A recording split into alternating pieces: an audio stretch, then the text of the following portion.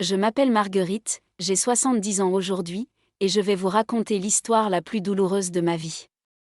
Une histoire que j'ai gardée enfouie au plus profond de mon cœur pendant des années, une histoire qui a brisé ma famille et détruit tout ce en quoi je croyais. Mais aujourd'hui, assise dans mon petit appartement parisien avec vue sur la tour Eiffel au loin, je sens qu'il est temps de libérer ce poids. Peut-être que mon témoignage aidera quelqu'un d'autre à reconnaître les signes que j'ai ignorés pendant si longtemps. Tout a commencé il y a 15 ans, quand j'avais 55 ans. Mon mari Philippe et moi étions mariés depuis 32 ans. Nous avions une fille unique, Céline, qui avait alors 28 ans. J'étais convaincue d'avoir la vie parfaite. Nous habitions un bel appartement dans le 16e arrondissement, Philippe dirigeait une entreprise de construction prospère, et moi, après avoir travaillé comme professeur de littérature pendant des décennies, je venais de prendre ma retraite anticipée. J'avais des projets plein la tête, voyager, écrire ce roman que je repoussais depuis toujours, passer plus de temps avec ma fille et les petits-enfants que j'espérais avoir bientôt. Philippe avait toujours été un homme charmant, séduisant même à 57 ans. Il prenait soin de lui, faisait du sport 3 fois par semaine, portait des costumes impeccables. Les femmes se retournaient encore sur son passage dans la rue, et je dois avouer que cela flattait mon ego. Après toutes ces années de mariage, il était encore mon homme, celui qui me faisait rire, qui me prenait la main lors de nos promenades le long de la Seine. Ou du moins, c'est ce que je croyais. Les premiers signes étaient si subtils que je ne les ai même pas remarqués. Philippe rentrait parfois plus tard du bureau, prétextant des réunions importantes avec des investisseurs. Il avait commencé à prendre son téléphone partout avec lui, même aux toilettes. Quand je lui posais des questions innocentes sur sa journée, ses réponses devenaient vagues, évasives. Mais j'étais naïve, confiante. Après 32 ans de mariage, l'idée même qu'il puisse me trahir ne m'effleurait pas l'esprit. Céline, ma fille adorée, mon unique enfant, était le centre de mon univers. Je l'avais élevée avec tout l'amour dont j'étais capable. Elle était devenue une jeune femme magnifique, intelligente, diplômée d'une grande école de commerce. Elle travaillait dans la finance et gagnait très bien sa vie. Mais quelque chose en elle avait changé depuis quelques mois. Elle venait moins nous voir, trouvait toujours des excuses pour éviter les déjeuners du dimanche qui étaient pourtant une tradition sacrée dans notre famille. Quand elle venait, elle évitait mon regard, semblait nerveuse, presque coupable. Un soir de printemps, je me souviens que c'était un jeudi, Philippe m'a annoncé qu'il devait partir en déplacement professionnel pour le week-end. Un chantier important à Bordeaux nécessitait sa présence. Rien d'inhabituel, cela arrivait de temps en temps. Je l'ai embrassé, lui ai préparé sa valise comme je l'avais fait 100 fois auparavant, et l'ai regardé partir avec un petit pincement au cœur, me disant que je deviendrais peut-être trop dépendante de sa présence depuis ma retraite. Ce week-end-là, j'ai décidé de rendre visite à ma sœur Isabelle qui habitait dans le Marais. Nous avions prévu de passer la journée ensemble, de déjeuner dans notre bistrot préféré près de la place des Vosges. C'était une belle journée ensoleillée, l'air sentait le muguet et les marronniers étaient en fleurs. Paris était magnifique comme seul Paris sait l'être au printemps. Je me sentais légère, heureuse, profitant de cette liberté nouvelle qu'offrait la retraite. Après le déjeuner, alors que nous flânions dans les rues étroites du Marais, Isabelle m'a suggéré de passer voir l'appartement que son fils venait d'acheter rue des Francs-Bourgeois. Un investissement locatif au dernier étage d'un immeuble haussmannien, avec une vue imprenable sur les toits de Paris. J'étais curieuse de le voir, d'autant plus que Céline m'avait souvent parlé de son désir d'investir dans l'immobilier parisien. Nous sommes montés les 6 étages à pied, riant et papotant comme des adolescentes. Isabelle a ouvert la porte, et nous sommes entrés dans ce magnifique espace baigné de lumière. Les fenêtres donnaient effectivement sur une vue à couper le souffle. C'est alors qu'Isabelle s'est exclamée qu'elle apercevait quelqu'un dans l'appartement d'en face. Par curiosité, nous nous sommes approchés de la fenêtre. Ce que j'ai vu à ce moment-là a arrêté mon cœur. Dans l'appartement d'en face, dont les rideaux étaient à moitié ouverts, je voyais distinctement le salon. Et là, sur un canapé en cuir blanc, mon mari Philippe était assis. Mais il n'était pas seul. Une femme était avec lui, assise si près que leurs corps se touchaient. Ils riaient, buvaient du champagne. Mes mains ont commencé à trembler. Isabelle a murmuré quelque chose, mais je n'entendais plus rien. Mon monde était en train de s'écrouler. Mais ce n'était pas le pire. Le pire était encore à venir. La femme s'est levée pour aller chercher quelque chose dans la cuisine, et quand elle est revenue dans le salon, j'ai senti mes jambes se dérober sous moi. Isabelle a dû me retenir pour m'empêcher de tomber. Cette femme, c'était Céline. Ma fille. Mon unique enfant. Celle que j'avais portée 9 mois, élevée avec tout mon amour, celle pour qui j'aurais donné ma vie sans hésiter. J'ai dû m'asseoir. Isabelle me parlait, mais ses mots me parvenaient comme à travers un épais brouillard. Je n'arrivais pas à détourner mon regard de cette fenêtre. Philippe a pris Céline par la taille. Elle s'est blottie contre lui. Puis ils se sont embrassés. Pas un baiser filial, pas un baiser innocent entre un beau-père et sa belle-fille. Non. Un baiser passionné, langoureux, le baiser de 2 amants. Je crois que j'ai crié. Isabelle a fermé les rideaux et m'a forcé à m'asseoir sur le canapé poussiéreux de l'appartement vide. Elle me parlait, essayait de me calmer, mais tout ce que je pouvais faire était de pleurer. Des sanglots profonds, déchirants, qui venaient du plus profond de mon être. 32 ans de mariage. 28 ans de maternité. Tout s'effondrait en un instant. Et si vous regardez cette vidéo en ce moment, peu importe où vous êtes, je vous invite à laisser un commentaire pour me dire de quelle ville vous nous regardez. Votre présence, même virtuelle, m'aide à continuer ce récit si douloureux. Savoir que je ne suis pas seule face à ces souvenirs me donne la force de continuer. Les heures qui ont suivi restent floues dans ma mémoire. Isabelle a insisté pour me raccompagner chez moi en taxi. Elle voulait rester avec moi, mais j'avais besoin d'être seule. J'avais besoin de réfléchir, de comprendre comment j'en étais arrivée là, comment j'avais pu être si aveugle. Je me suis enfermée dans l'appartement vide, et j'ai commencé à réfléchir. À me souvenir. Les pièces du puzzle commençaient à se mettre en place, formant une image que je refusais de voir depuis des mois, peut-être même des années. Je me suis souvenu de ce soir où j'étais rentrée plus tôt que prévu d'une sortie avec mes amis, il y avait environ 6 mois. Philippe et Céline étaient dans le salon, assis côte à côte sur le canapé, regardant un film. Rien d'anormal en apparence. Sauf que quand j'étais entrée, ils avaient eu un mouvement de recul imperceptible, comme s'ils avaient été surpris en flagrant délit. Céline s'était levée précipitamment, avait prétexté un coup de fil important à passer et était partie dans sa chambre. Philippe avait changé de chaîne nerveusement. Sur le moment, je n'y avais pas prêté attention. Maintenant, ce souvenir me brûlait comme de l'acide. Je me suis souvenu de toutes ces fois où Céline appelait spécifiquement pour parler à Philippe, demandant des conseils pour ses investissements, pour sa carrière. Combien de fois avaient-ils déjeuné ensemble sans me le dire ? Combien de fois s'étaient-ils retrouvés en secret pendant que je donnais mes cours, confiante et naïve, et puis il y avait l'argent. 3 ans auparavant, Céline avait ouvert sa propre société de conseil financier. Elle avait eu besoin d'un capital de départ important. Philippe lui avait prêté 50 000 €. Je me souviens qu'il m'avait dit que c'était un investissement dans l'avenir de notre fille, que nous devions l'aider à réussir. J'avais été d'accord, évidemment. Mais maintenant, je me demandais si cet argent n'était pas le prix de quelque chose d'autre. Le début d'une relation malsaine où l'argent et le pouvoir s'entremêlaient avec la trahison. 6 mois après ce prêt, Céline avait acheté un appartement dans le 11e arrondissement. Un appartement qu'elle n'avait jamais voulu me montrer, prétextant toujours qu'il était en travaux, qu'il n'était pas encore présentable. Et si c'était là qu'il se retrouvait ? Si tout cet argent que Philippe avait investi dans les affaires de Céline n'était qu'une façon de l'acheter, de la garder près de lui, la nuit est tombée sur Paris. De ma fenêtre, je voyais les lumières de la ville s'allumer une à une. La tour Eiffel a commencé son scintillement de 10 heures. Normalement, c'était un spectacle qui me remplissait de joie. Ce soir-là, je l'ai à peine remarqué. J'étais assise dans le noir, incapable de bouger, incapable de réfléchir clairement. Mon téléphone a sonné plusieurs fois. C'était Isabelle qui s'inquiétait. Je n'ai pas répondu. Vers minuit, j'ai entendu la clé dans la serrure. Philippe était censé être à Bordeaux jusqu'au dimanche soir. Pourquoi rentrait-il si tôt ? Mon cœur s'est mis à battre la chamade. Je n'avais pas allumé les lumières, et l'appartement était plongé dans l'obscurité. Je l'ai entendu entrer, refermer doucement la porte. Il avançait sur la pointe des pieds, essayant de ne pas me réveiller. J'ai allumé la lampe. Philippe a sursauté, une main sur le cœur. Il avait l'air fatigué, les cheveux légèrement décoiffés, les vêtements froissés.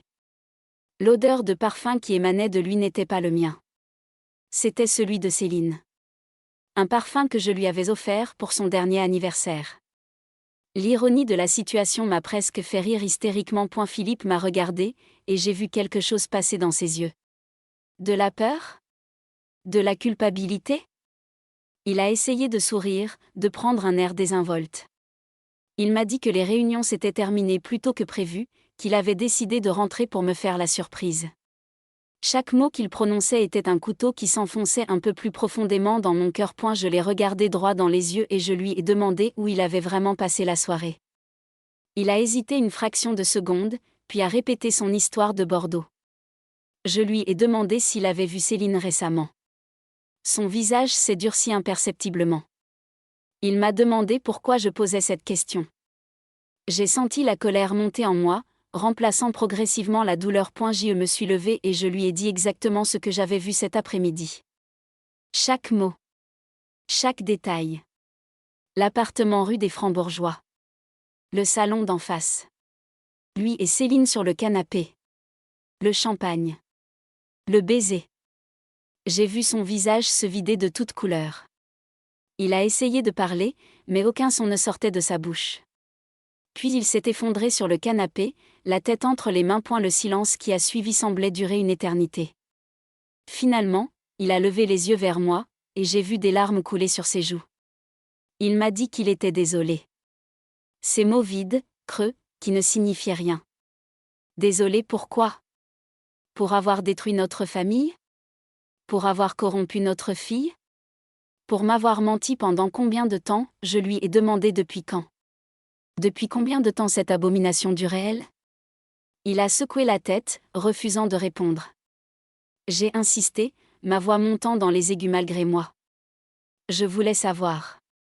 J'avais besoin de savoir jusqu'à quel point ma vie avait été un mensonge. Finalement, il a parlé. D'une voix brisée, hésitante, il m'a raconté. Cela avait commencé 3 ans auparavant. Lors d'un voyage d'affaires à Lyon où Céline l'avait accompagné pour rencontrer des investisseurs potentiels pour sa nouvelle entreprise. Ils avaient bu trop de vin au dîner. Une chose en avait entraîné une autre. Le lendemain matin, il s'était réveillé dans le même lit d'hôtel. 3 ans. 3 longues années pendant lesquelles il m'avait menti, m'avait trahi jour après jour. 3 ans pendant lesquels j'avais continué ma vie, confiante et heureuse, ignorant que les 2 personnes que j'aimais le plus au monde me poignardaient dans le dos. J'ai demandé à Philippe de partir. Immédiatement. Je ne voulais plus le voir, plus jamais. Il a essayé de protester, de dire que nous devions parler, que c'était sa maison aussi. Mais quelque chose dans mon regard a dû lui faire comprendre que je ne plaisantais pas. Il a pris quelques affaires et est parti dans la nuit parisienne. J'ai verrouillé la porte derrière lui et je me suis effondrée sur le sol, pleurant jusqu'à ce que je n'ai plus de larmes. Le lendemain matin, j'ai appelé Céline. Elle a décroché à la 3e sonnerie, sa voix ensommeillée me demandant ce qui se passait. C'était samedi matin, il était à peine 8 heures. Je lui ai simplement dit que je savais. Silence à l'autre bout du fil. Un long silence pesant. Puis elle a raccroché. 1 heure plus tard, elle était à ma porte. Elle avait les yeux rouges, gonflés par les larmes. Ses cheveux étaient attachés négligemment, elle portait un vieux sweatshirt et un jean déchiré. Pour la première fois depuis des années, elle ressemblait à ma petite fille. Mais ce n'était plus ma petite fille. C'était une étrangère qui avait volé le visage de mon enfant. Nous nous sommes assises dans le salon, ce même salon où tant de moments heureux de notre vie familiale s'étaient déroulés. Les photos de famille nous regardaient depuis les étagères, témoins silencieux de ce qui avait été et ne serait plus jamais. Céline tremblait, ses mains serrées sur ses genoux. Elle n'osait pas me regarder en face. Je lui ai demandé comment elle avait pu me faire ça. Comment elle avait pu trahir sa propre mère de cette façon. Elle a commencé à pleurer, des sanglots qui secouaient tout son corps. Entre 2 hoquets, elle a essayé de m'expliquer.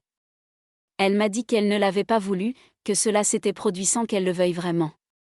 Que c'était plus fort qu'elle. Je l'ai écouté débiter ses excuses pathétiques, et j'ai senti quelque chose se briser définitivement en moi. Comment pouvait-elle dire que c'était plus fort qu'elle? Pendant 3 ans, elle avait eu des milliers d'opportunités d'arrêter, de me dire la vérité, de mettre fin à cette situation insupportable. Mais elle ne l'avait pas fait. Elle avait choisi, encore et encore, de continuer cette relation avec Philippe. Puis elle a lâché quelque chose qui m'a glacé le sang. Elle m'a dit qu'elle l'aimait. Qu'elle aimait Philippe. Pas comme un père, pas comme un beau-père, mais comme un homme. Elle m'a dit qu'au début, elle avait lutté contre ses sentiments, qu'elle s'était sentie coupable. Mais avec le temps, elle s'était convaincue que leurs sentiments étaient réels, authentiques, qu'ils méritaient d'être ensemble. J'ai dû faire un effort surhumain pour ne pas la gifler. Ma propre fille me disait en face qu'elle était amoureuse de mon mari. Qu'elle pensait qu'ils méritaient d'être ensemble. Et moi dans tout ça? Est-ce que je comptais pour si peu? Est-ce que 32 ans de mariage et 28 ans de maternité ne valaient rien à ses yeux? Je lui ai demandé si l'argent avait joué un rôle. Les 50 000 € que Philippe lui avait prêtés. L'appartement qu'il avait co-signé pour elle. Les voyages d'affaires qu'il finançait. Elle a eu le culot de paraître offensée par ma question. Elle m'a assuré que l'argent n'avait rien à voir avec leurs sentiments. Mais je savais la vérité. L'argent avait tout à voir avec cette situation. Philippe avait utilisé sa position de pouvoir, ses ressources financières, pour séduire une jeune femme vulnérable. Peu importait que cette jeune femme soit sa belle-fille. Il l'avait manipulée, achetée avec ses cadeaux, ses prêts, ses promesses. Et Céline, aveuglée par le luxe et l'attention qu'il lui offrait, s'était laissée prendre au piège. Je me suis souvenu alors de tous les cadeaux que Céline avait reçus ces dernières années. Le sac Hermès pour ses 26 ans. Les bijoux Cartier pour Noël. Les week-ends dans des hôtels de luxe qu'elle prétendait offerts par son entreprise. Tout cela venait de Philippe. Tout cela était le prix de sa trahison. Céline continuait de parler, essayant de se justifier, mais je ne l'écoutais plus. Je la regardais comme si je la voyais pour la première fois. Cette femme devant moi, je ne la connaissais pas. Ma fille, celle que j'avais élevée, n'aurait jamais fait une chose pareille.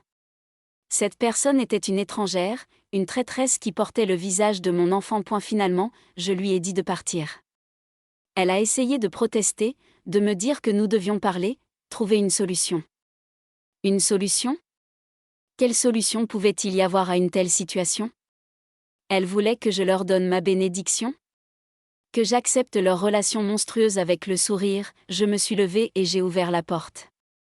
Céline est restée assise un moment, puis elle s'est levée lentement. En passant devant moi, elle a tenté de me prendre dans ses bras. Je me suis reculée comme si elle était contagieuse. Elle a pleuré plus fort, mais je suis restée de marbre. Quand elle est enfin partie, j'ai fermé la porte et je me suis appuyée contre elle, vidée de toute énergie. Les jours suivants sont passés dans un brouillard. Isabelle venait me voir tous les jours, m'apportant de la nourriture que je ne mangeais pas, essayant de me faire parler alors que je n'avais rien à dire. Mes autres amis ont rapidement appris ce qui s'était passé. Paris est une grande ville, mais certains milieux sont de vrais villages. La nouvelle de la liaison entre Philippe et Céline s'est répandue comme une traînée de poudre dans notre cercle social. Les réactions ont été variées. Certaines personnes m'ont soutenu sans réserve, coupant tout contact avec Philippe et Céline. D'autres ont pris leur distance avec moi, mal à l'aise face à ce scandale.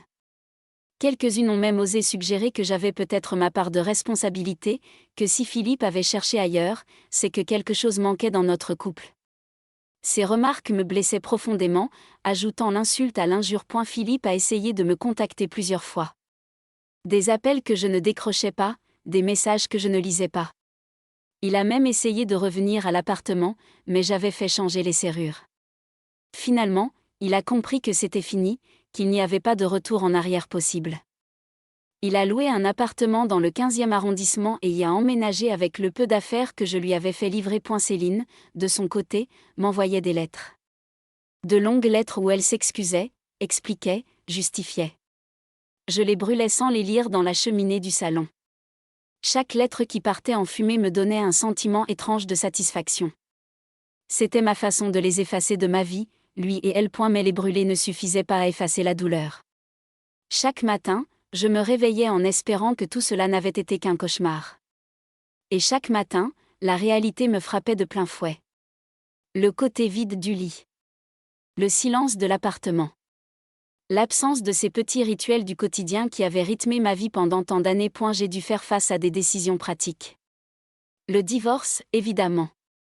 J'ai engagé une avocate réputée, Maître Lefebvre, une femme sèche et efficace qui m'a immédiatement inspiré confiance. Elle m'a expliqué que dans un cas comme le mien, avec une faute aussi grave de la part de Philippe, j'avais toutes les cartes en main. L'appartement serait à moi, ainsi qu'une bonne partie de ses avoirs. Les procédures ont commencé. Philippe, par l'intermédiaire de son avocat, a d'abord essayé de nier la nature de sa relation avec Céline. Il prétendait qu'il s'agissait d'une simple amitié que j'avais mal interprétée. Mais Isabelle était prête à témoigner de ce qu'elle avait vu. Et puis, fait étrange, certains voisins de l'appartement de Céline se sont manifestés. Ils les avaient vus ensemble à de nombreuses reprises, dans des attitudes qui ne laissaient aucun doute sur la nature de leur relation. Face à ces témoignages, Philippe n'a eu d'autre choix que d'admettre la vérité. Son avocat a alors changé de stratégie, essayant de minimiser la durée de la liaison, prétendant que cela ne durait que depuis quelques mois. Mais les relevés bancaires ont parlé.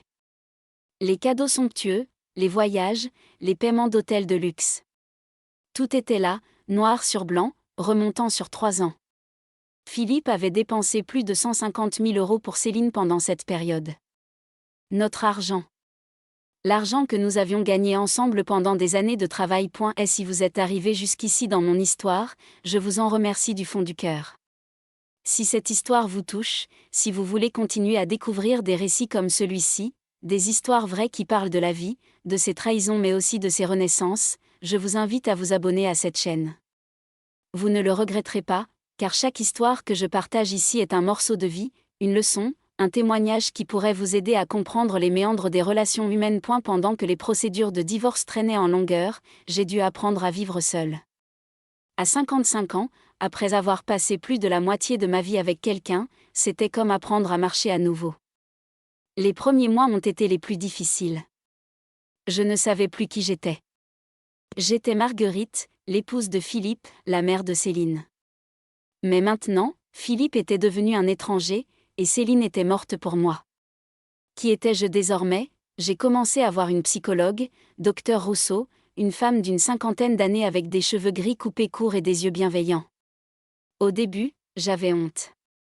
Honte d'avoir besoin d'aide, honte de ma situation, honte de ne pas être assez forte pour surmonter cela seule.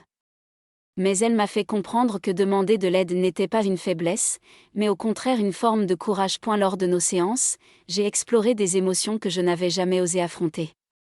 La colère, bien sûr. Une colère immense, dévorante, qui parfois me terrifiait par son intensité. Mais aussi la culpabilité. Oui, même après tout ce qui s'était passé, je me sentais coupable. Avais-je été une mauvaise épouse? Une mauvaise mère? Avais-je négligé Philippe au point qu'il se tourne vers une autre femme?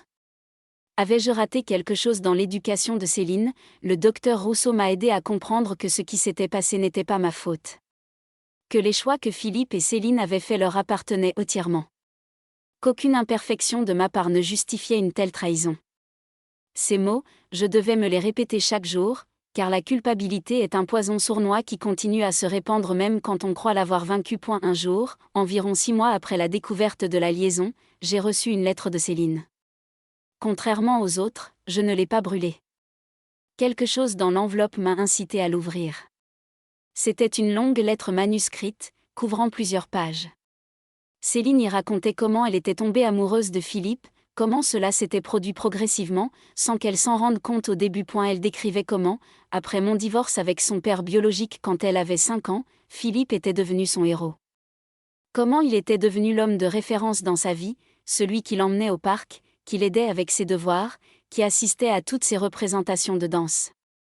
Comment, en grandissant, son admiration pour lui s'était transformée en quelque chose de plus complexe, de plus trouble. Elle racontait comment, à l'adolescence, elle avait commencé à être jalouse de moi. Jalouse de l'attention que Philippe me portait, des marques d'affection qu'il me donnait. Comment elle avait fantasmé sur une vie où ce serait elle, et non moi, qui serait à sa place. Ces révélations m'ont glacée. Depuis combien de temps Céline nourrissait-elle ses sentiments inappropriés? La lettre continuait, décrivant en détail ce fameux voyage à Lyon. Comment ils avaient bu, comment la conversation était devenue de plus en plus intime, comment ils s'étaient retrouvés dans la chambre d'hôtel de Philippe. Céline jurait que c'était elle qui avait fait le premier pas, qu'elle avait embrassé Philippe en premier. Comme si cela changeait quoi que ce soit.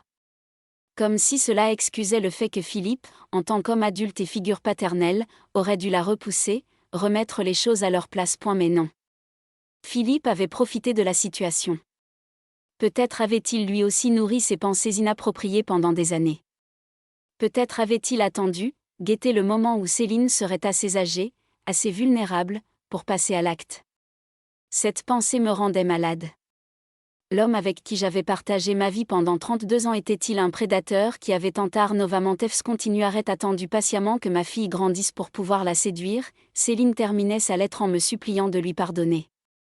Elle disait qu'elle comprenait si je ne pouvais pas, mais qu'elle espérait qu'un jour, peut-être dans des années, nous pourrions reconstruire notre relation. Elle signait simplement « Ta fille qui t'aime malgré tout, Céline ». J'ai plié cette lettre soigneusement et je l'ai rangée dans un tiroir. Je ne l'ai pas brûlée comme les autres, mais je ne lui ai pas répondu non plus. Je n'étais pas prête. Je ne savais pas si je serais un jour prête. Les semaines sont devenues des mois. L'été est arrivé, puis l'automne. Paris se parait de ses couleurs automnales, les feuilles des marronniers tombant sur les trottoirs comme des confettis dorés. J'avais commencé à sortir davantage, à reprendre contact avec des amis que j'avais négligés pendant mon mariage. J'avais rejoint un club de lecture dans mon arrondissement, où nous nous réunissions une fois par semaine pour discuter de littérature autour d'un thé. C'est lors d'une de ces réunions que j'ai rencontré Françoise. Elle avait 63 ans, les cheveux blancs comme neige qu'elle portait en un chignon élégant, et des yeux pétillants d'intelligence. Nous avons immédiatement sympathisé autour de notre amour commun pour Proust. Après la réunion, elle m'a invité à prendre un café dans un bistrot près du Luxembourg. C'est là qu'elle m'a raconté son histoire. Son mari l'avait quittée 15 ans auparavant pour une femme plus jeune, une stagiaire de son cabinet d'avocat. Françoise avait cru que sa vie était terminée. Elle avait songé au suicide pendant des mois, incapable de supporter la douleur et l'humiliation. Mais elle s'en était sortie, avait reconstruit sa vie, et aujourd'hui, elle était heureuse. Plus heureuse, disait-elle, qu'elle ne l'avait jamais été pendant son mariage. Son témoignage m'a donné de l'espoir. Si Françoise avait pu surmonter sa trahison et reconstruire sa vie, peut-être que moi aussi je le pourrais. Elle est devenue une amie précieuse, quelqu'un à qui je pouvais parler sans avoir peur d'être jugée, quelqu'un qui comprenait vraiment ce que je traversais. Le divorce a finalement été prononcé 1 an après la découverte de la liaison. Philippe a dû me céder l'appartement ainsi que la moitié de ses biens. L'avocate avait bien travaillé, et la faute de Philippe étant si évidente, le juge n'avait pas hésité. J'ai aussi reçu une pension alimentaire conséquente. Sur le plan financier, j'étais à l'abri du besoin pour le reste de mes jours. Mais l'argent ne peut pas acheter la paix de l'esprit. Les nuits étaient toujours difficiles. Je faisais des cauchemars récurrents où je revoyais cette scène par la fenêtre, Philippe et Céline s'embrassant. Je me réveillais en sueur, le cœur battant, et il me fallait des heures pour me rendormir. Le docteur Rousseau m'avait prescrit des somnifères, mais je détestais l'idée de devenir dépendante de médicaments. Environ 18 mois après le divorce, j'ai appris par une connaissance commune que Philippe et Céline vivaient maintenant ensemble dans un appartement du 9e arrondissement. Apparemment, Philippe avait quitté son logement du 15e pour emménager avec elle. Cette nouvelle m'a frappée comme un coup de poing. D'une certaine façon, tant qu'ils vivaient séparément, je pouvais me dire que leur relation n'était qu'une aventure sordide, un moment de folie qui passerait. Mais maintenant, ils construisaient une vie commune. Ils s'affichaient en couple. J'ai imaginé Céline jouant à la femme d'intérieur dans leur appartement, préparant le dîner pour Philippe comme je l'avais fait pendant 32 ans. Je les ai imaginés se réveillant ensemble le matin, partageant leur café, discutant de leurs projets pour la journée. Ces images me torturaient, mais je ne pouvais pas m'empêcher d'y penser. Pire encore, j'ai appris que Philippe continuait à soutenir financièrement l'entreprise de Céline. Il y avait investi encore plus d'argent, devenant pratiquement son associé. Leur relation n'était pas seulement personnelle, elle était aussi professionnelle. Ils étaient entrelacés dans tous les aspects de leur vie. Cette pensée me rendait malade. Comment Céline pouvait-elle accepter de dépendre financièrement de cet homme ?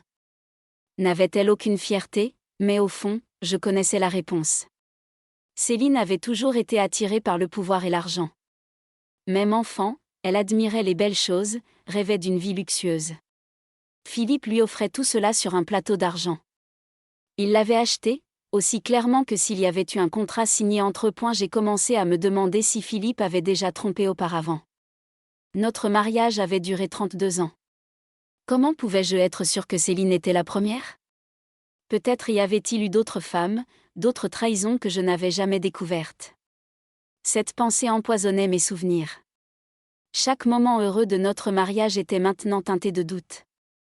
Quand il me disait qu'il m'aimait, était-ce vrai ou mentait-il déjà? J'ai fouillé dans mes souvenirs, cherchant des signes. Il y avait eu cette période, il y avait environ 10 ans, où Philippe travaillait avec une jeune architecte sur un projet important. Elle s'appelait Sandrine, je crois. Elle était venue plusieurs fois à la maison pour des réunions. Philippe parlait souvent d'elle, de son talent, de sa créativité. À l'époque, je n'y avais pas pensé à 2 fois. Maintenant, je me demandais s'il s'était passé quelque chose entre UX.et cette secrétaire qu'il avait engagée il y avait environ 15 ans. Comment s'appelait-elle déjà? Nathalie? Non, Nadia. Une belle femme d'une trentaine d'années avec des cheveux noirs et des yeux verts. Elle était restée dans l'entreprise pendant 3 ans, puis était partie brusquement. Philippe avait dit qu'elle avait trouvé une meilleure opportunité ailleurs. Mais maintenant, je me demandais si elle était partie parce que leur liaison était devenue trop risquée. Ces questions me hantaient, mais je n'avais aucun moyen d'obtenir des réponses. Et même si j'en avais, qu'est-ce que cela changerait? Philippe était sorti de ma vie.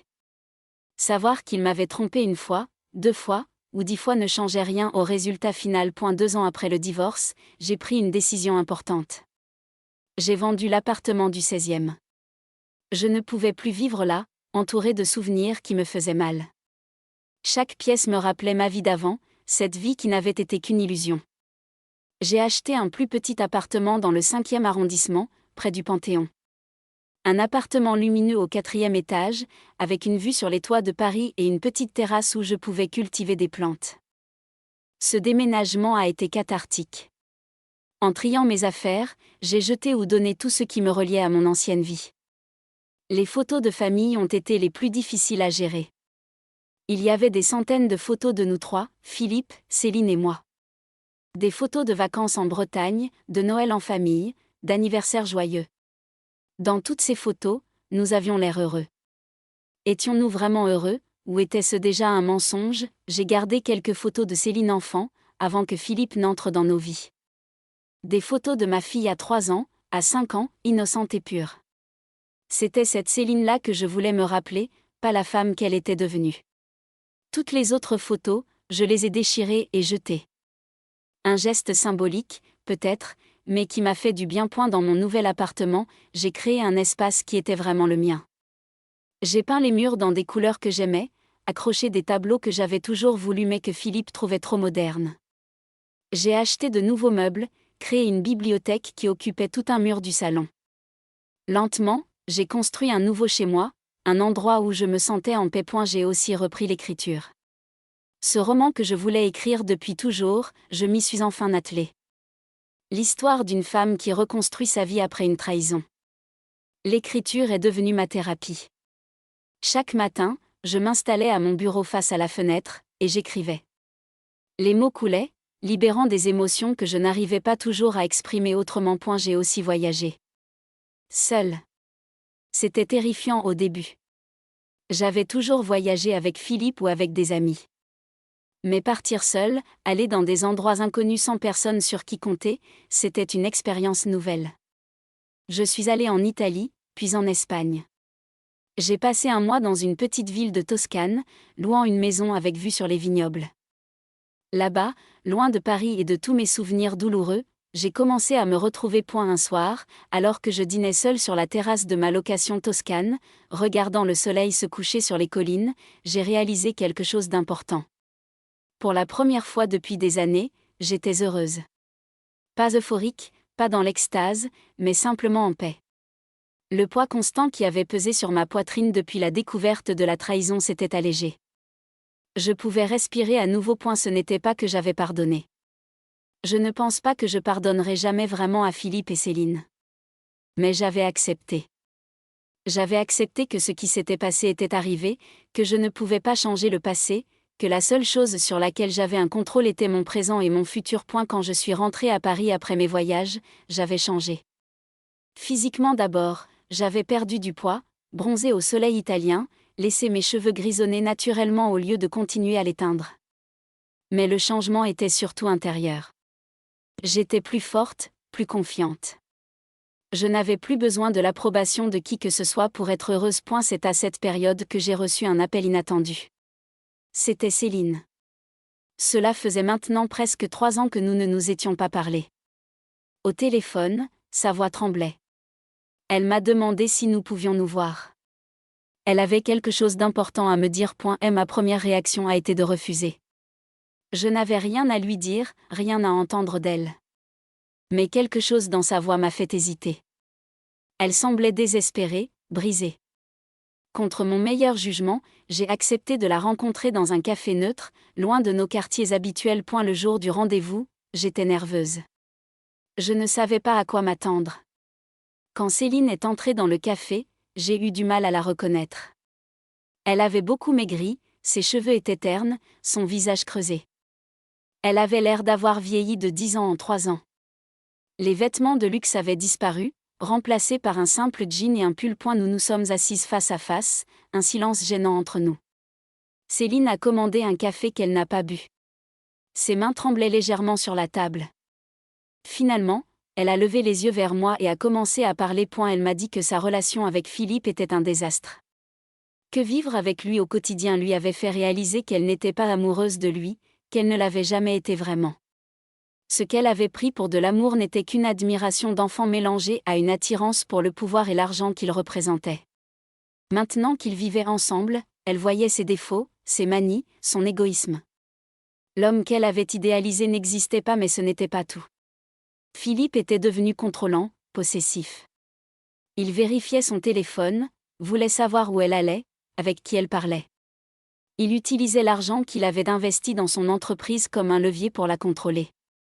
Quand elle n'était pas d'accord avec lui, il menaçait de retirer ses fonds, de la ruiner financièrement. Puis il y avait autre chose. Céline a pris une grande respiration avant de me le dire. Philippe la trompait. Avec une jeune femme de son bureau, une fille de 25 ans. Céline l'avait découvert il y a 6 mois. L'ironie de la situation ne m'a pas échappé. Philippe avait trahi sa femme pour être avec sa belle-fille, et maintenant il trahissait sa belle-fille pour être avec une autre jeune femme. C'était presque comique, si ce n'était pas si tragique. Céline pleurait maintenant, des larmes silencieuses coulant sur ses joues. Elle me disait qu'elle avait tout perdu. Sa mère, sa réputation, son estime de soi. Et pourquoi ? Pour un homme qui la traitait comme un objet, comme quelque chose qu'il possédait.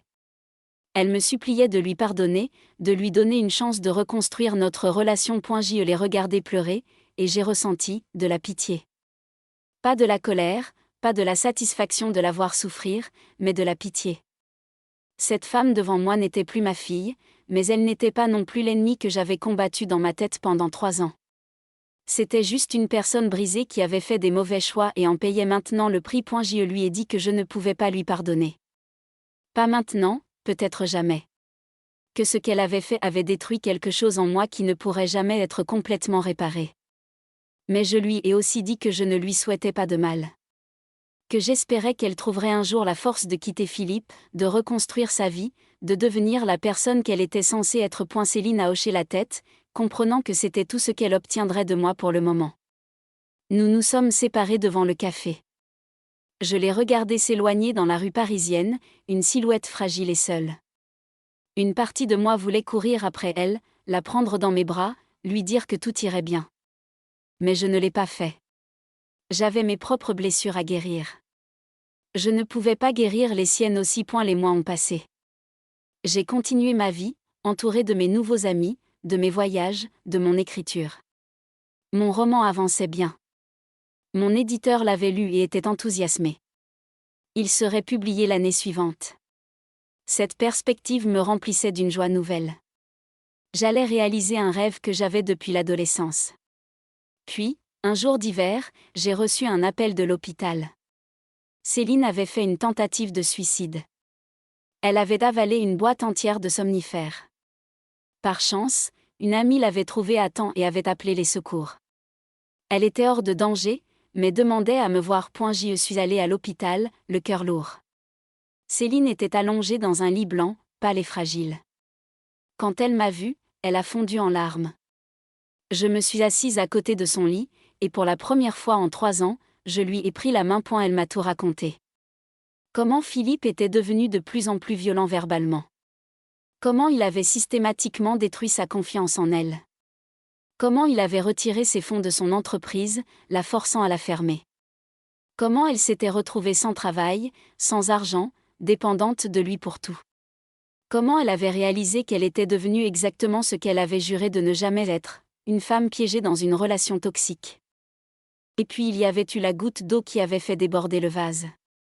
Philippe lui avait annoncé qu'il voulait qu'elle quitte l'appartement. Il allait emménager avec sa nouvelle conquête. Après tout ce que Céline avait sacrifié pour lui, il la jetait comme un Kleenex usagé. Elle s'était retrouvée face au vide, sans famille, sans amis, sans avenir. C'est à ce moment-là qu'elle avait pris les somnifères. En l'écoutant, j'ai réalisé quelque chose d'important. Philippe n'avait pas seulement détruit ma vie. Il avait aussi détruit celle de Céline. Il était un prédateur qui utilisait les femmes, les manipulait, puis les jetait quand il en avait fini avec elles.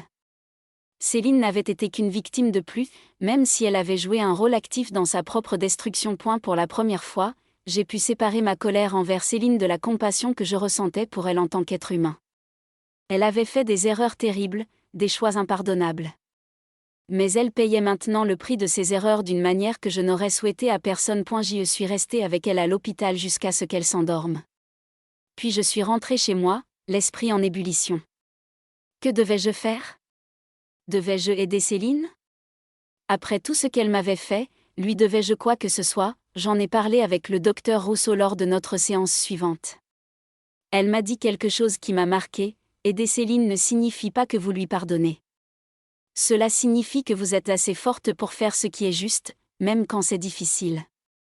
Que vous pouvez être la personne que vous voulez être, indépendamment des actions des autres. Ces mots ont résonné en moi. Toute ma vie, j'avais défini mon identité par rapport aux autres. J'étais l'épouse de Philippe, la mère de Céline. Maintenant, j'avais l'opportunité de me définir par mes propres actions, mes propres choix. Qui voulais-je être ? Une femme amère qui laissait sa fille dériver vers l'autodestruction ? Ou une femme qui, malgré la douleur, pouvait tendre la main et aider? J'ai choisi la deuxième option. Quand Céline est sortie de l'hôpital, je l'ai installée dans ma chambre d'amis. Temporairement, ai-je insisté. Le temps qu'elle se remette sur pied, trouve un travail, un appartement. J'ai établi des règles claires: elle devait voir un psychiatre régulièrement, prendre ses médicaments, chercher activement un emploi. Et surtout, elle ne devait avoir aucun contact avec Philippe. Les premières semaines ont été difficiles. Vivre sous le même toit créait des tensions. Il y avait tant de non-dits entre nous, tant de blessures qui n'avaient pas guéri. Mais petit à petit, nous avons commencé à parler. Vraiment parler. Pas seulement de la trahison, mais de tout. De son enfance, de mes propres erreurs en tant que mère, de ses insécurités, de ses rêves brisés. J'ai appris des choses sur Céline que je n'avais jamais su. Comment elle s'était sentie abandonnée quand son père biologique était parti. Comment elle avait reporté toutes ses attentes sur Philippe, le voyant comme le père parfait qu'elle n'avait jamais eu. Comment elle avait confondu le besoin d'une figure paternelle avec l'amour romantique. Comment l'argent et le luxe qu'il offrait étaient devenus une drogue dont elle ne pouvait plus se passer. Et moi, j'ai partagé ma propre douleur. Comment sa trahison m'avait détruite plus profondément que celle de Philippe. Comment une mère ne s'attend jamais à être blessée par son propre enfant de cette manière. Comment j'avais dû apprendre à vivre avec cette douleur, à la porter comme une cicatrice permanente. Ces conversations n'étaient pas faciles. Il y avait des cris, des larmes, des moments où nous pensions que ce serait impossible. Mais nous continuions. Parce que malgré tout, il y avait encore ce lien entre nous. Ce lien mère-fille qui, même écorché et abîmé, existait toujours. Céline a commencé à aller mieux. Elle a trouvé un travail dans une petite entreprise de comptabilité. Ce n'était pas glamour, le salaire était modeste, mais c'était honnête. Elle a commencé à économiser pour son propre appartement. Elle voyait son psychiatre 2 fois par semaine et prenait ses antidépresseurs religieusement. Un jour, environ 6 mois après qu'elle ait emménagé chez moi, nous étions assises sur ma terrasse, buvant du thé et regardant le soleil se coucher sur Paris. Céline s'est tournée vers moi et m'a dit « Maman, je suis désolée ». Ce n'était pas la première fois qu'elle s'excusait, mais cette fois-ci, c'était différent. Il y avait une maturité dans sa voix, une compréhension profonde de ce qu'elle avait fait. Je l'ai regardée.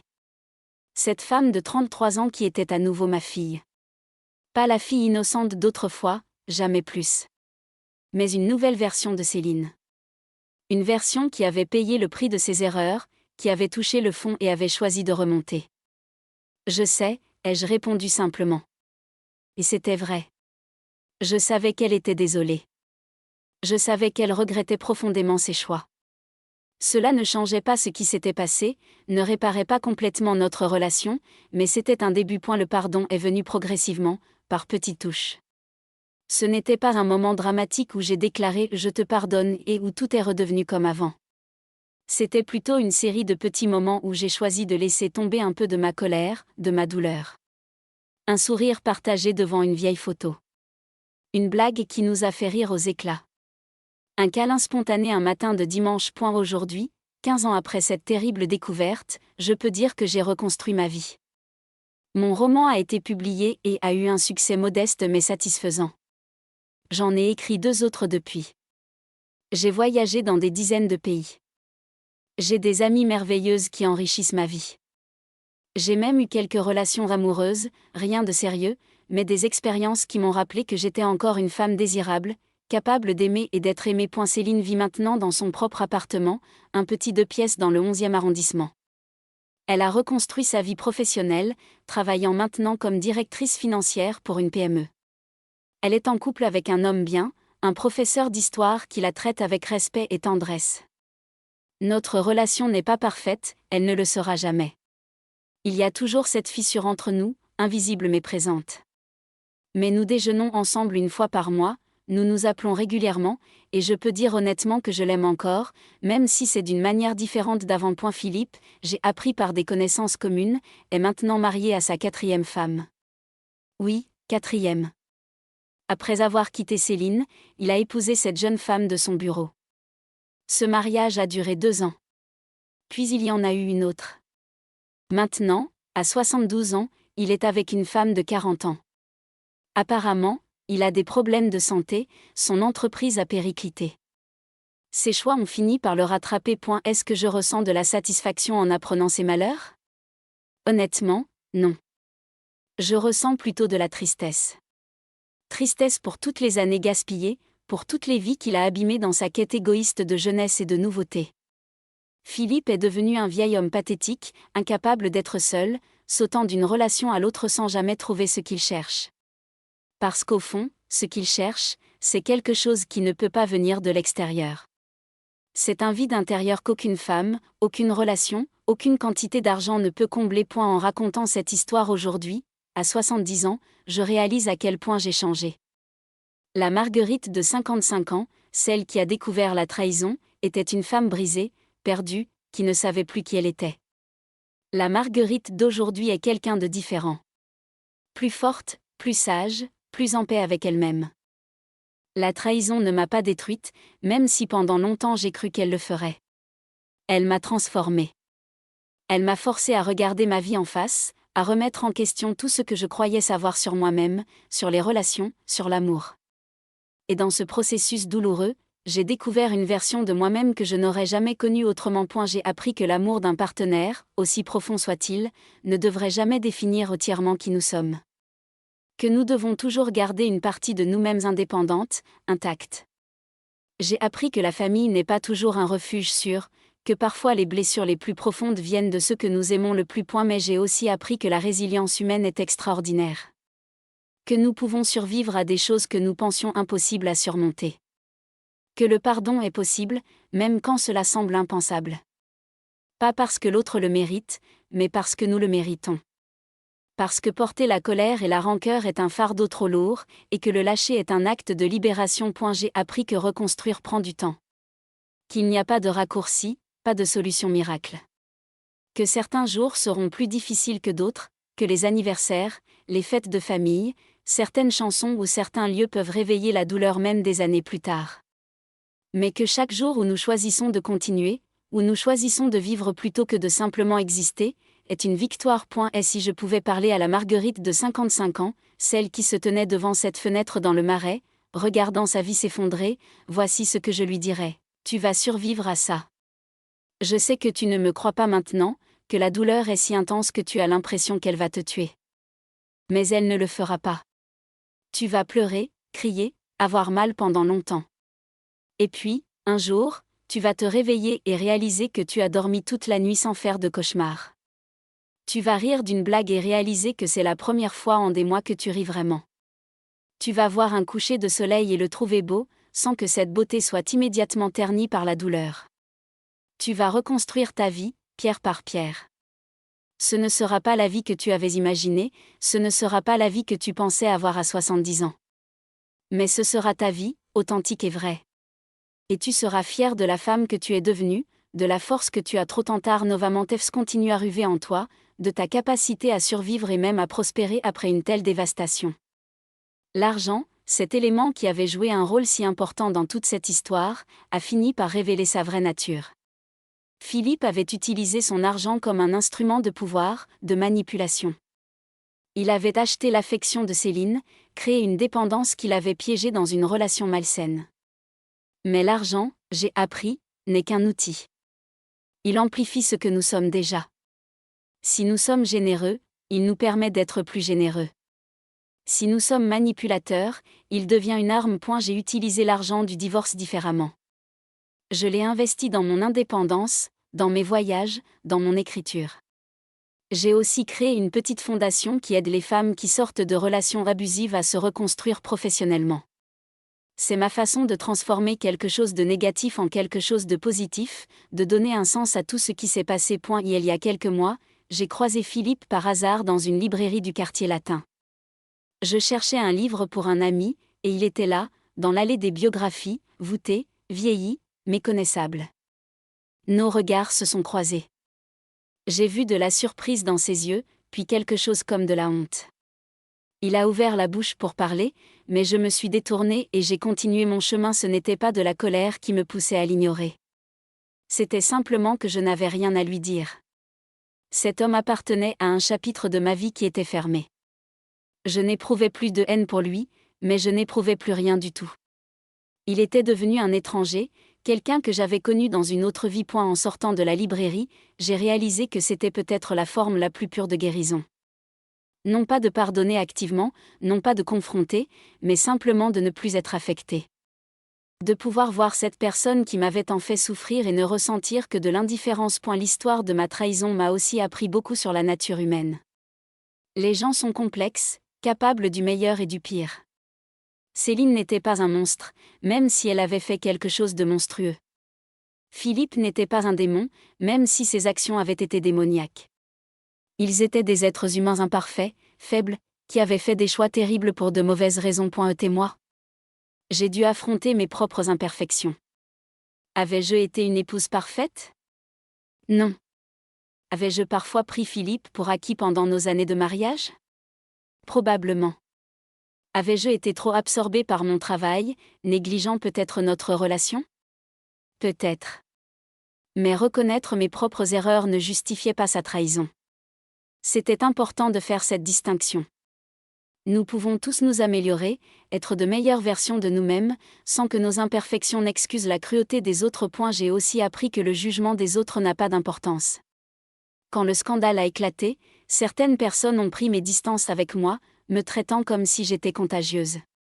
D'autres ont chuchoté dans mon dos, spéculant sur ce que j'avais pu faire pour pousser mon mari dans les bras de ma fille.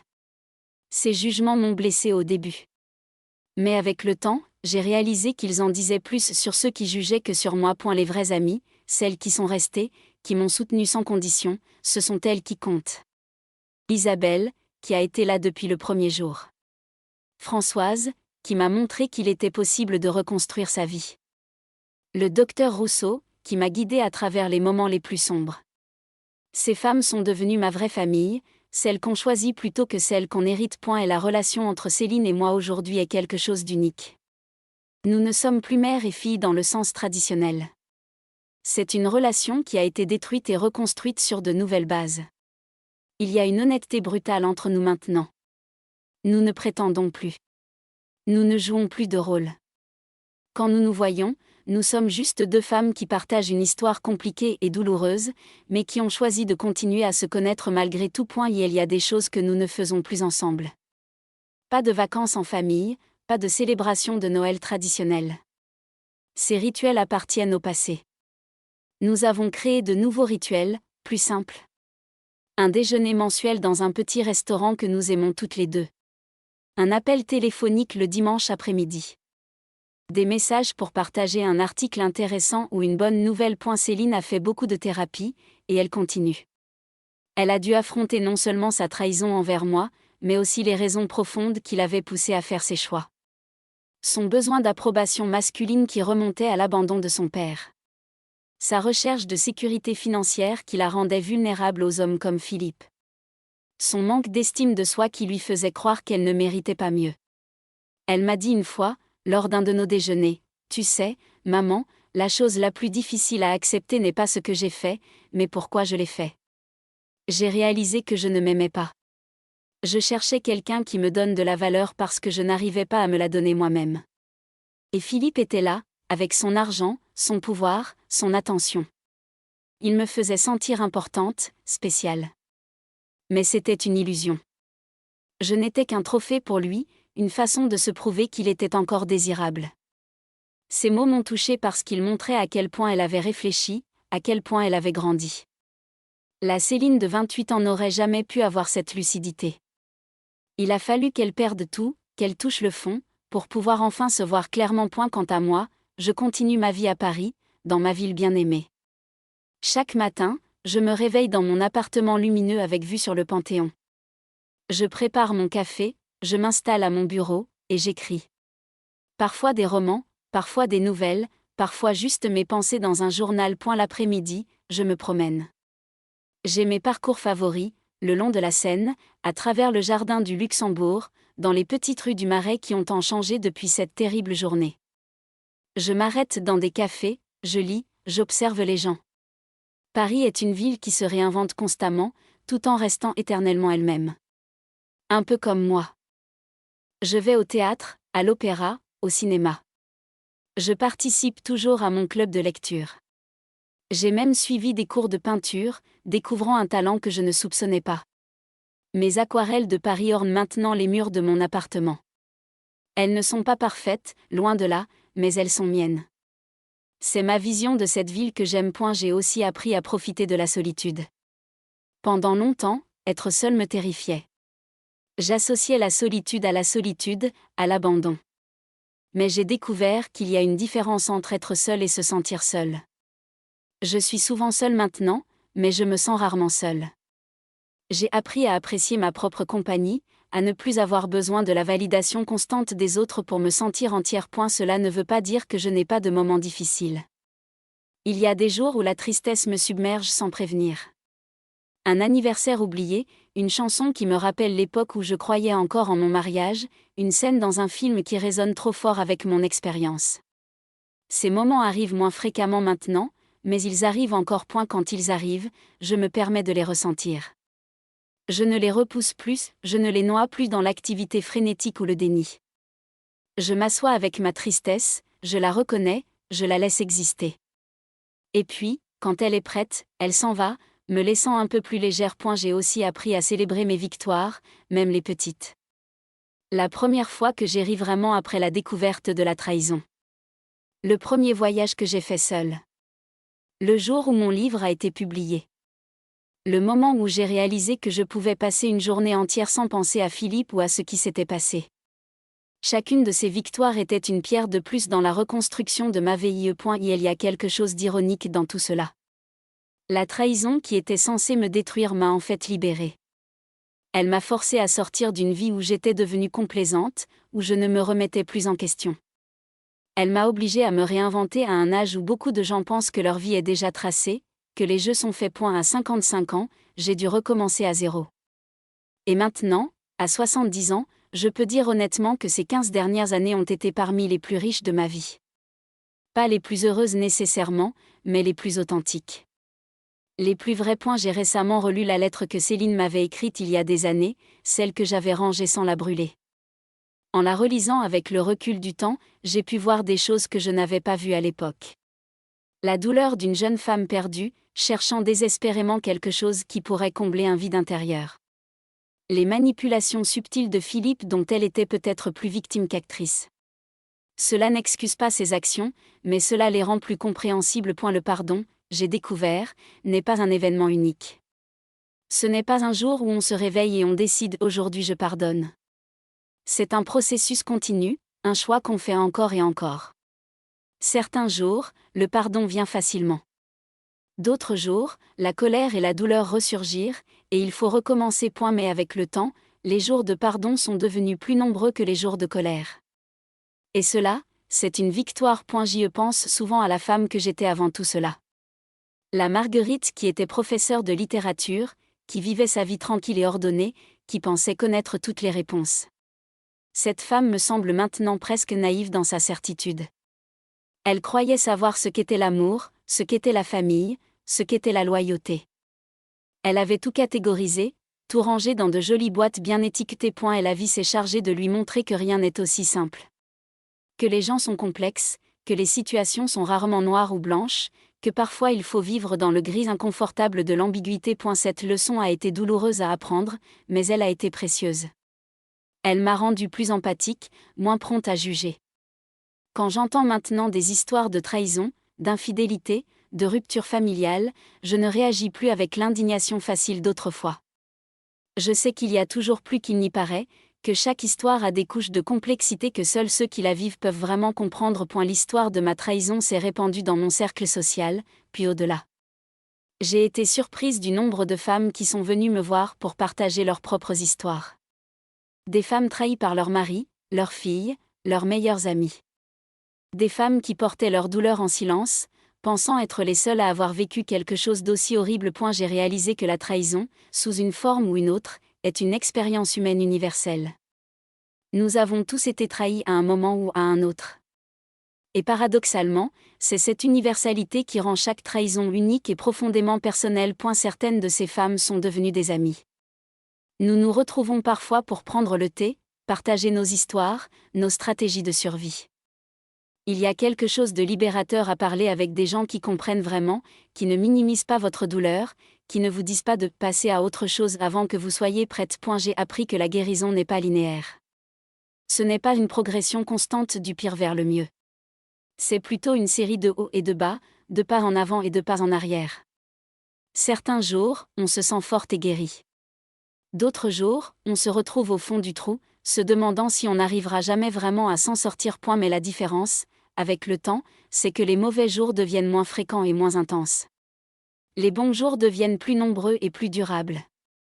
Et même les mauvais jours ne sont plus aussi désespérés qu'avant, parce qu'on sait maintenant qu'ils passeront, qu'ils ne sont qu'une vague dans l'océan de la vie. Il y a quelques semaines, j'ai fait quelque chose que je n'aurais jamais cru possible. J'ai assisté au mariage du compagnon de Céline avec sa sœur. Non, je me suis mal exprimée, au mariage de Céline elle-même. Oui, elle s'est mariée. À Thomas, ce professeur d'histoire dont je vous ai parlé. Un homme bon, patient, qui l'aime pour ce qu'elle est, pas pour ce qu'elle peut lui apporter. J'ai hésité longtemps avant d'accepter l'invitation. Être là, voir ma fille se marier, c'était reconnaître que la vie continue, que de nouveaux chapitres s'écrivent. C'était aussi potentiellement douloureux, tous ces rituels de mariage qui me rappelleraient mon propre mariage, celui qui avait si mal tourné. Mais finalement, j'y suis allée. Et vous savez quoi ? C'était beau. Céline était radieuse dans sa robe simple et élégante. Thomas la regardait avec tant d'amour dans les yeux. Il n'y avait pas de faste excessif, pas de démonstration de richesse.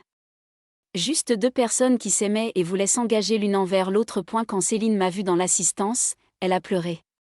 Plus tard, lors de la réception, nous avons eu un moment seuls.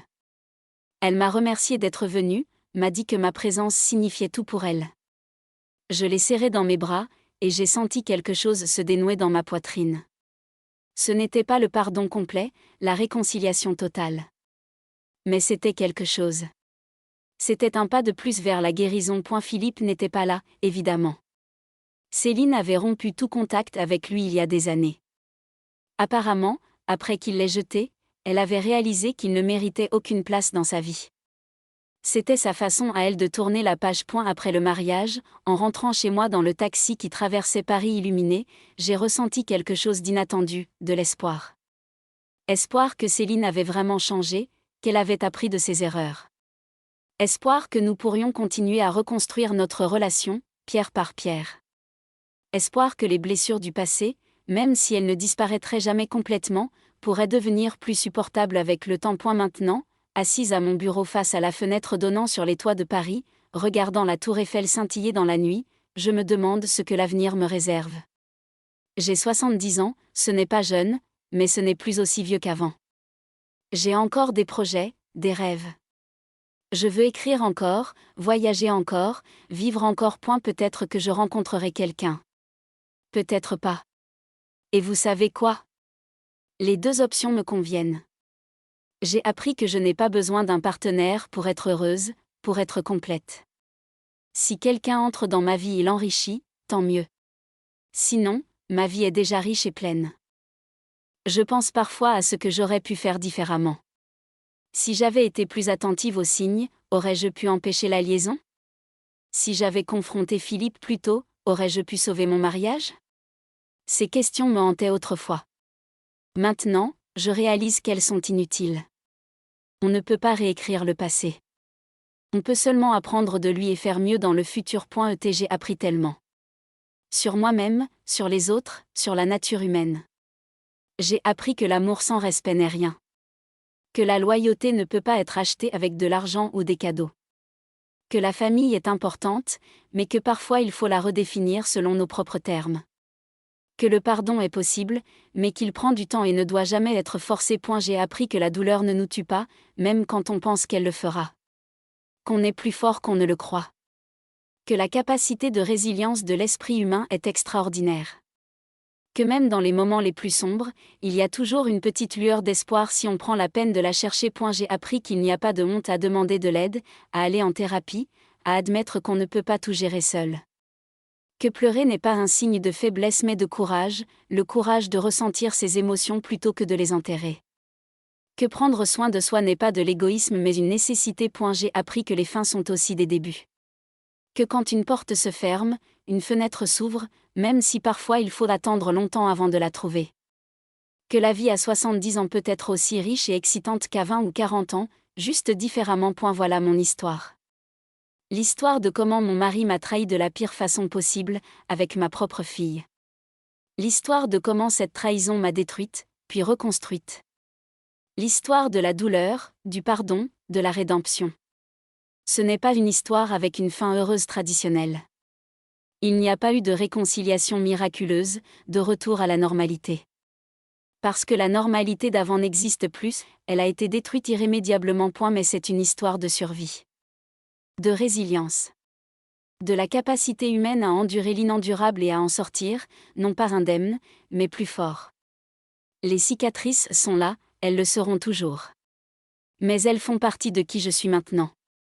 Elles racontent mon histoire, témoignent de mon parcours. Et si vous êtes en train de vivre quelque chose de similaire en ce moment, si vous vous sentez brisé, perdu, si vous pensez que vous ne vous en remettrez jamais, je veux que vous sachiez quelque chose, vous allez survivre. Je sais que vous ne me croyez pas maintenant. Je ne me serais pas cru non plus si quelqu'un m'avait dit la même chose il y a 15 ans. Mais c'est vrai. Vous allez survivre, et un jour, vous serez capable de raconter votre histoire aussi. Le chemin sera long et douloureux. Il y aura des moments où vous voudrez abandonner. Il y aura des nuits où la douleur sera si intense que vous penserez ne pas pouvoir voir le lever du soleil. Mais vous le ferez. Un jour après l'autre, une heure après l'autre si nécessaire. Et petit à petit, imperceptiblement, cela deviendra plus facile. Vous découvrirez des forces en vous dont vous ignoriez l'existence. Vous deviendrez une version de vous-même que vous n'auriez jamais connue sans cette épreuve. Ce ne sera pas la version que vous aviez planifiée, mais elle sera authentique, forte, résiliente. Un jour, peut-être des années plus tard, vous regarderez en arrière et vous réaliserez que cette terrible chose qui vous est arrivée, aussi douloureuse qu'elle ait été, vous a aussi libéré. Libéré de vivre une vie qui n'était pas vraiment la vôtre, de continuer dans des relations qui ne vous servaient pas, de rester dans une zone de confort qui vous empêchait de grandir. Voilà ce que je voulais partager avec vous aujourd'hui. Mon histoire, ma vérité, ma douleur et ma guérison. J'espère qu'elle pourra aider quelqu'un quelque part qui traverse sa propre nuit noire. J'espère qu'elle pourra montrer qu'il y a de la lumière au bout du tunnel, même quand on ne peut pas encore la voir. Merci de m'avoir écouté. Merci d'avoir partagé ce moment avec moi. Raconter cette histoire n'a pas été facile, mais c'était nécessaire. Pour moi, et peut-être pour vous aussi. Prenez soin de vous. Soyez forts. Et souvenez-vous, vous n'êtes jamais seul, même dans vos moments les plus sombres. Quelque part, quelqu'un d'autre a vécu quelque chose de similaire et s'en est sorti. Si je l'ai fait, vous le pouvez aussi. Marguerite, 70 ans, Paris.